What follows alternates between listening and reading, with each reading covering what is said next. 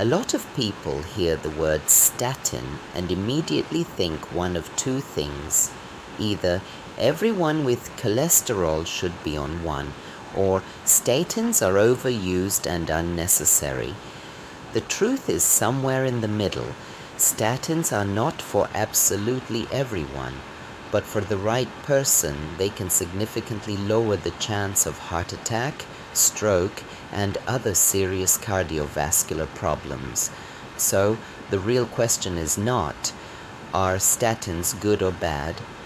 The real question is, who actually benefits enough to make taking a statin worth it?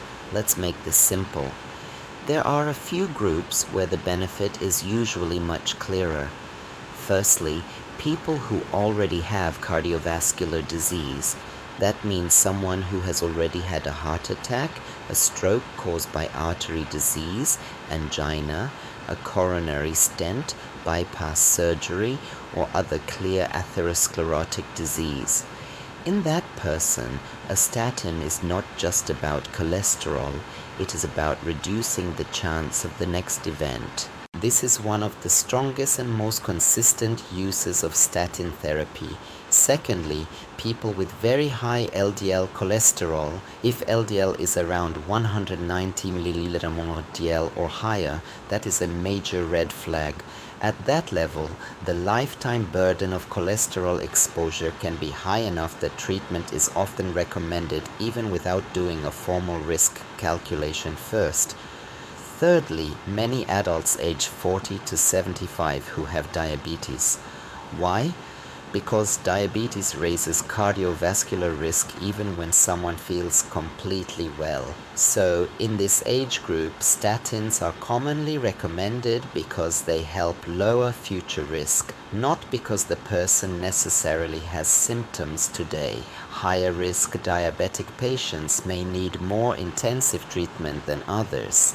Fourthly, people who do not already have heart disease, but whose overall future risk is high enough. This is where doctors use risk calculators and look at the bigger picture. Not just cholesterol, but also age, blood pressure, smoking, diabetes, kidney disease, family history, and other factors. So two people can have the same LDL level, but very different reasons to start a statin, because the decision is based on overall cardiovascular risk, not just one lab number. So who benefits less clearly? Usually younger people with only mildly abnormal cholesterol and otherwise low short-term risk.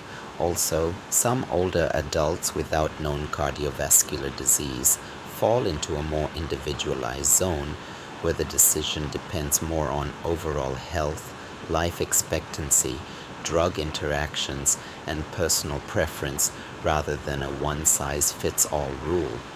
Now, let's address a common misunderstanding. Statins do not erase the need for lifestyle change. They are not a replacement for better food choices, exercise, weight control, blood pressure management, diabetes control, or stopping smoking. They work best as part of a bigger risk reduction plan. NICE's lipid guideline explicitly combines lifestyle change with lipid-lowering treatment rather than treating them as alternatives. I want to highlight another important point here. Statins help because they lower the chance of real-world cardiovascular events. The main goal is not just making an LDL number look prettier on a blood test. The goal is fewer heart attacks, fewer strokes, and better long-term outcomes in people who are likely to benefit enough. So, what about side effects? This is where fear often becomes bigger than reality. Yes, statins can cause side effects in some people, and muscle symptoms are the one people worry about most. But large analyses show that most muscle symptoms reported during statin treatment are not actually caused by the statin itself. And when true statin-related muscle symptoms happen, they are usually mild. Serious muscle injury is rare. Moreover, Current guidelines also note that side effects and interactions can occur, so symptoms should be discussed with your doctor rather than the drug being stopped blindly. So here is the takeaway.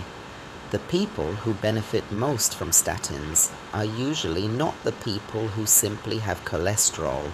They are the people with known cardiovascular disease, very high LDL, diabetes in the right risk group, or a high enough overall risk that prevention truly matters. So, if you are asking whether a statin is right for you, the best question is not, is my cholesterol high? The better question is, what is my total heart risk, and how much could a statin realistically reduce it? Because statins are most useful when they are matched to the right person for the right reason at the right level of risk. Subscribe and follow Decoded MD for simple, evidence-based explanations of what heart medicine's lab results and studies actually mean for your life. I'll see you in another video.